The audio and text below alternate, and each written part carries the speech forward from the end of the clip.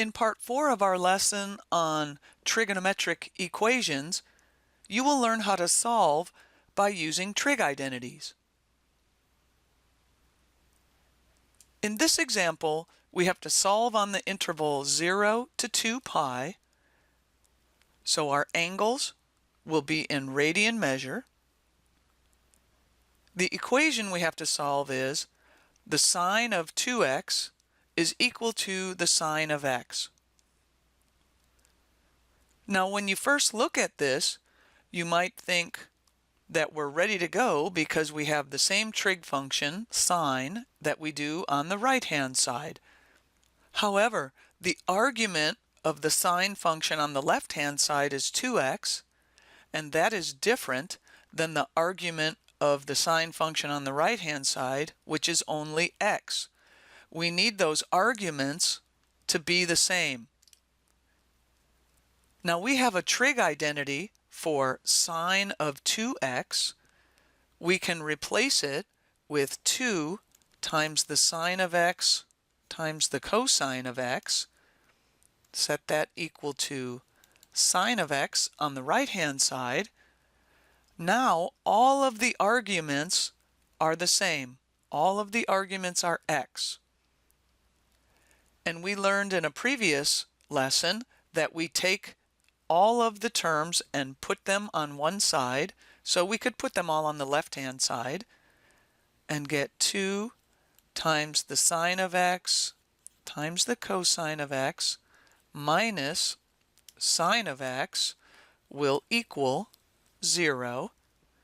Remember, an equation has a left-hand side, an equal sign, and a right-hand side. Now we're ready to factor, so we have a sine of x in both terms that we are going to factor out.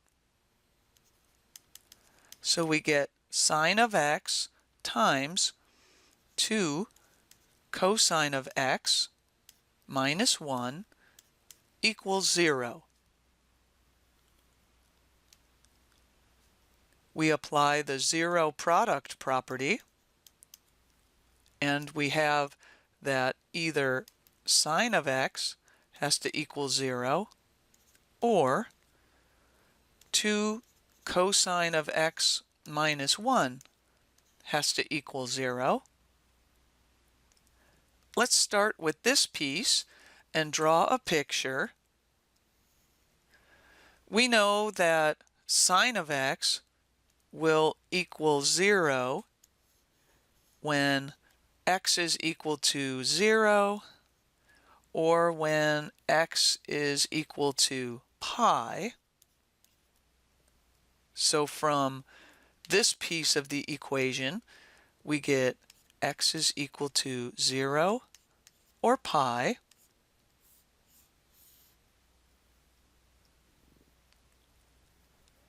Next, we turn our attention to this piece of the equation. We add 1 to both sides to get 2 cosine of x is equal to 1. Divide by 2, we get cosine of x has to equal 1/2. We draw a picture now where the cosine of x has to be positive. So that means our angle has to be in quadrant 1 or quadrant 4.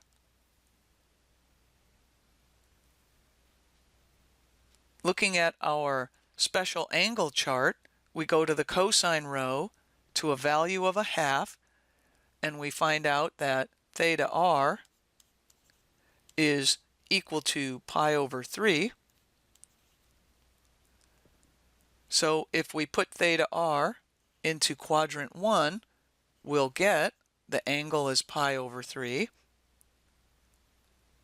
If we put theta r into quadrant 4, then we have to do 2 pi minus pi over 3 is going to equal 5 pi over 3.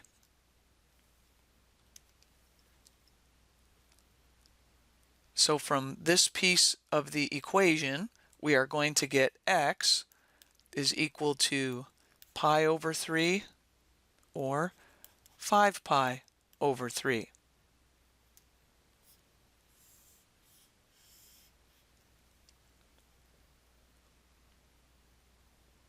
Now just to review, remember we started with an equation that even though it had the same trig function on both sides, the arguments were not the same, so we knew we had to do something to simplify that equation. We chose to do the double angle identity for sine, and then that made the arguments the same. Then we could carry forward, as we've been doing now, factoring and solving each piece of the equation.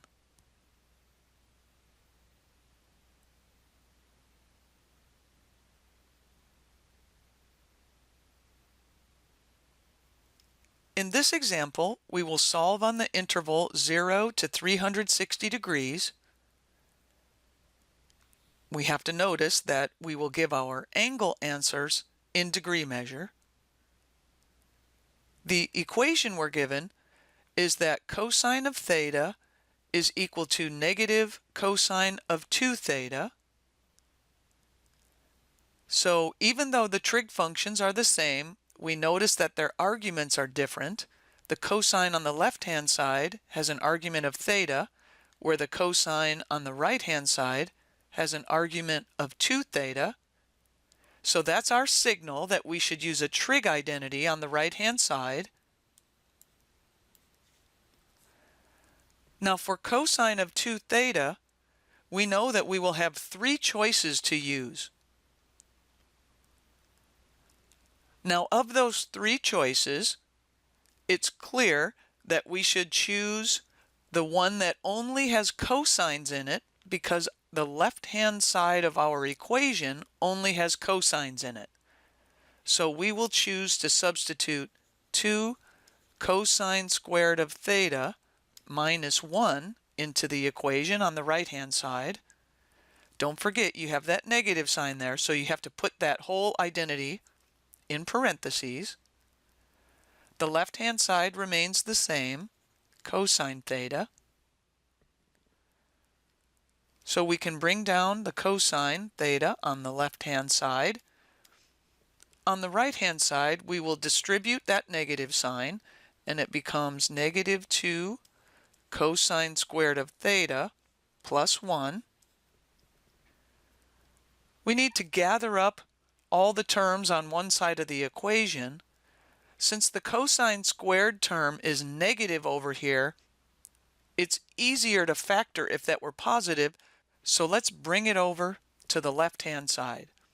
Now we get 2 cosine squared of theta plus cosine theta minus 1 is equal to 0. Now we're ready to do our FOIL factoring. Put in the brackets, equals 0. To get 2 cosine squared theta, we know we can take 2 cosine of theta and multiply it times cosine of theta. To get 1, we're going to use a 1 and a 1. We know it has to be negative 1, so one of these will be positive and one of these will be negative.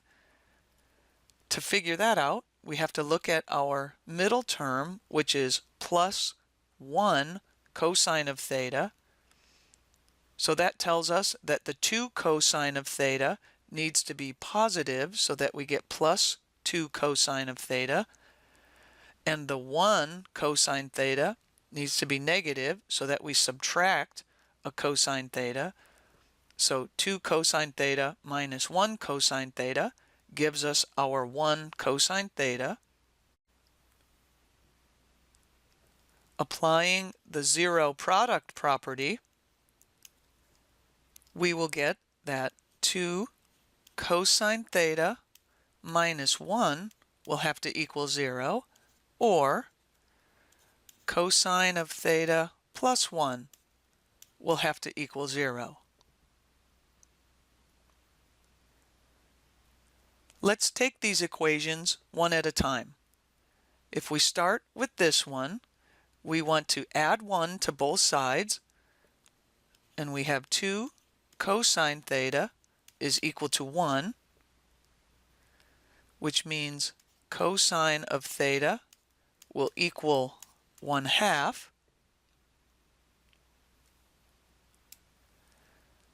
We need to draw a picture where the cosine of theta is positive. So we know that will be in quadrants 1 and 4. We go to our special angle chart into the cosine row where the value is 1/2, and we see that theta r is going to be 60 degrees.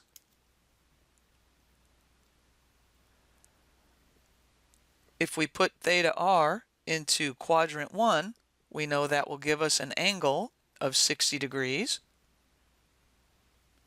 If we put theta r into quadrant 4, we know we have to do 360 minus 60 is 300 degrees.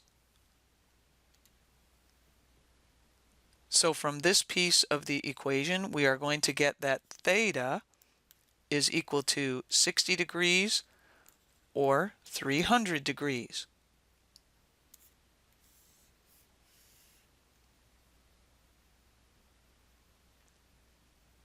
Now we're ready to go on to this other piece of the equation here.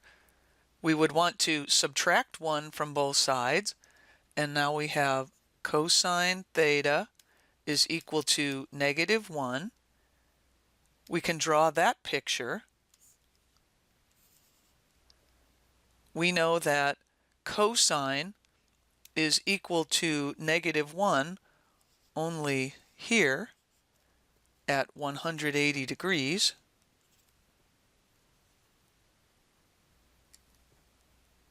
So from this piece of the equation, we get that theta is equal to 180 degrees.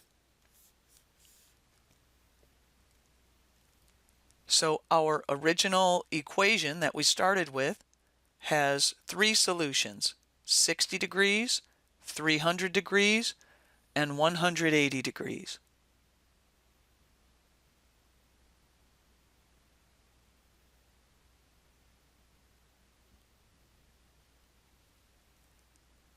In this example, we have to solve on the interval 0 to 360 degrees. We are given the equation 2 tangent theta equals 1 minus secant theta. We will be rounding our answers to the nearest tenth of a degree. So first off, we notice right away that we have 2 different trig functions that we have to deal with. We do have a trig identity that relates tangent and secant. We know that tangent squared of a plus 1 is equal to secant squared a. But notice that those require that the trig functions are squared. So from your algebra class, you know that you can take each side of an equation and square it. So let's do that. We have 2 tangent theta that we're going to square on the left-hand side, and that will have to equal the square of 1 minus secant theta. Now, remember that when you square both sides of an equation, you will have to check for extraneous solutions.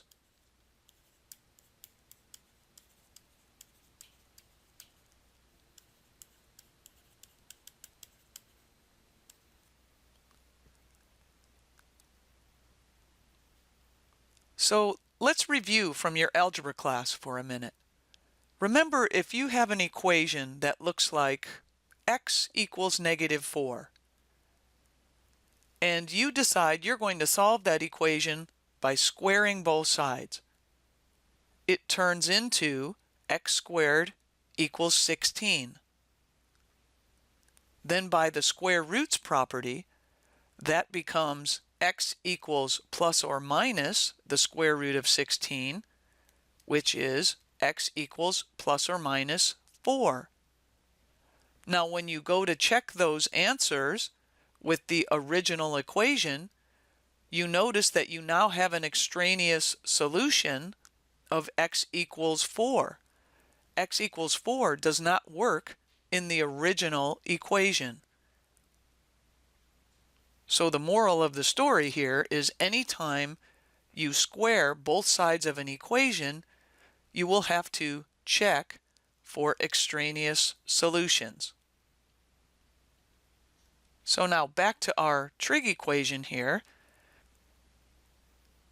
Squaring the left-hand side, we get 4 tangent squared theta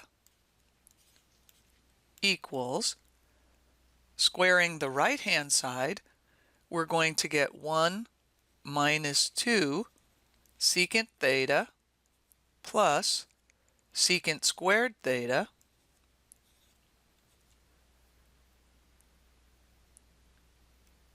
So looking at this equation, we know we're going to make a substitution, and we'll want to replace either tangents for secants or secants for tangents. Now notice that we have a secant theta and a secant squared theta on the right-hand side. Because of that, if we tried to replace the secant theta, we would end up with something in the form of square root of tangent squared theta plus 1. And we don't want to introduce a square root into our equation if we don't have to. So it will be easier to do one replacement of tangent squared of theta with secant squared theta minus 1. So the left-hand side is going to become 4 times secant squared theta minus 1. The right-hand side stays the same, 1 minus 2 secant theta plus secant squared theta. On the left-hand side, we need to distribute the 4. So now we have 4 secant squared theta minus 4. Right-hand side is unchanged, 1 minus 2 secant theta plus secant squared theta. It's time to gather up the terms. We want our secant squared term to be positive. We have 4 of them on the left-hand side, 1 of them on the right-hand side. So what we'll do is subtract this 1 over here to the left-hand side. So now we have 3 secant squared theta. The minus 2 secant theta comes over to the left-hand side as plus 2 secant theta. The 1 has to be subtracted from both sides, so we have a negative 4 minus 1 is going to be negative 5.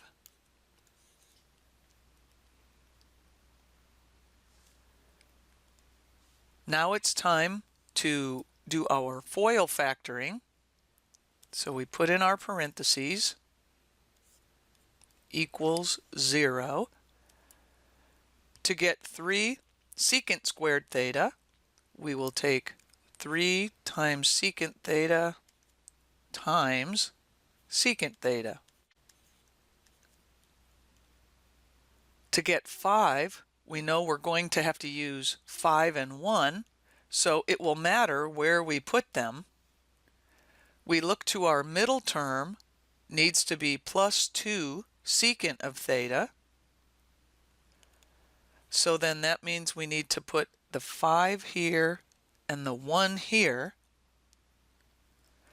so that when we do the outside term, we'll do minus 3 secant of theta the inside term will be plus 5 secant of theta, and that gives us our 2 secant theta that we needed. By the zero product property,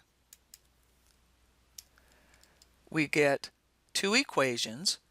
3 secant theta plus 5 has to equal 0, or secant of theta minus 1 has to equal 0.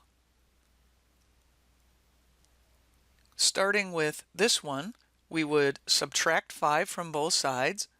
Now we have 3 secant theta has to equal negative 5. Dividing by 3, we get secant theta has to equal negative 5/3. Switching to cosine using the reciprocal identity, we get that cosine of theta is equal to negative 3/5.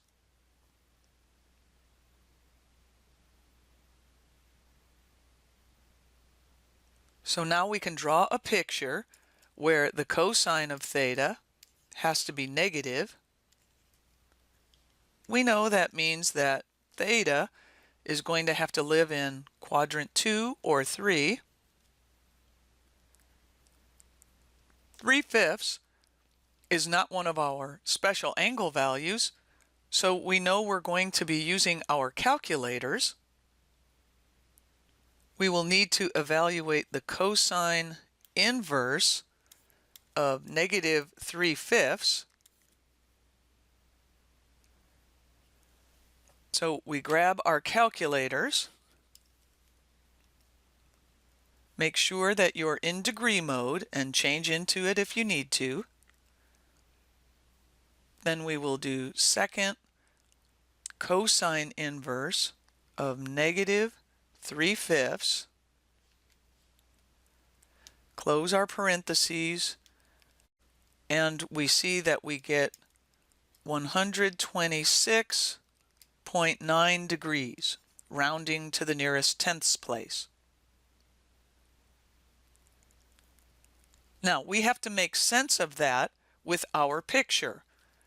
We know that the first angle here has to be a quadrant 2 angle, which means it's going to be between 90 degrees and 180 degrees. So that means this 126.9 degrees is that first solution. What we're going to need to know is our reference angle. We know that 180 is right here, so theta r will be this angle. To find that, we need to subtract 180 degrees minus 126.9 degrees. We put that into our calculators, and we find out that the reference angle is equal to 53.1 degrees. Now we put that reference angle into quadrant 3, and we know we have to do 180 degrees plus 53.1 degrees. Entering that on our calculators, we get 233.1 degrees, and that's our quadrant 3 angle.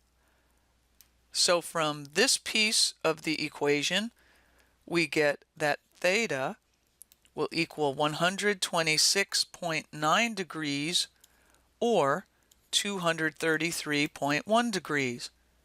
But remember, we have to check for extraneous solutions when we get to the end. So I'm not going to box in my answer yet, because both of these might work, but both of them might not work, or maybe one will work and one doesn't. Remember, we have to check for the extraneous solutions because we squared both sides of the equation. So for right now, we're just going to be in a holding pattern on these two solutions until we can check them out. Let's go ahead now and turn our attention to the other piece of the equation. We can add 1 to both sides, and we get that secant of theta is equal to 1. Using the reciprocal identity, we get that means cosine of theta has to equal 1. We can draw that picture. We know that the only time that cosine theta is equal to 1 is here at 0 degrees. So from this piece, we're going to get that theta is equal to 0. Now it's time to check all of these solutions in the original equation to see if they're going to work.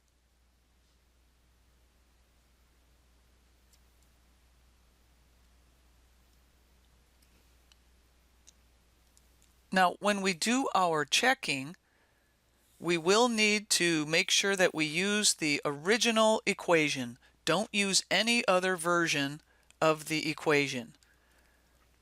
So we will check in the equation 2 tangent theta must equal 1 minus secant theta. That's where we will do our checking.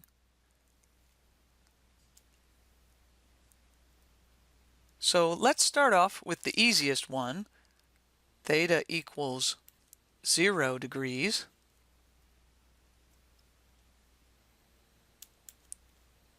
Two times the tangent of 0 degrees, does that equal 1 minus the secant of 0 degrees? Well, this one, we don't even need our calculators. We know that the tangent of 0 is equal to 0. We know that the secant of 0 is equal to 1. So we get 0 equals 0. So yes, this one worked. So yes, we can box that one in. It did work. Let's now try theta equals 126.9 degrees. So we're checking that 2 times the tangent of 126.9 degrees, does that equal 1 minus the secant of 126.9 degrees? So clearly we will need our calculators for this one. So if we take 2 times the tangent of 126.9, we get negative 2.66, etc. You don't have to write down too many decimal places here. To evaluate the right-hand side, we will do 1 minus. Now, since our calculator doesn't have secant, we will need to do 1 divided by the cosine of 126.9 degrees. Close your parenthesis and hit enter. And you see we get positive 2.66, etc. Well, a negative answer will never equal a positive answer, so that one is a no, and we will have to throw that answer out. That one turned out to be extraneous. Now let's test theta equals 233.1 degrees. Find out if it works or if it is also extraneous. We plug it into the equation. 2 times the tangent of 233.1 degrees. Does that equal 1 minus the secant of 233.1 degrees? We put that into our calculator. 2 times the tangent of 233.1, and we get 2.66 and so on. Evaluating the right-hand side, we will do 1 minus 1 divided by the cosine of 233.1, close the parenthesis, hit equals, and we get 2.66. Now notice that the farther we go along the decimal places, they might be a little bit off from each other, and that's because we used rounded angles.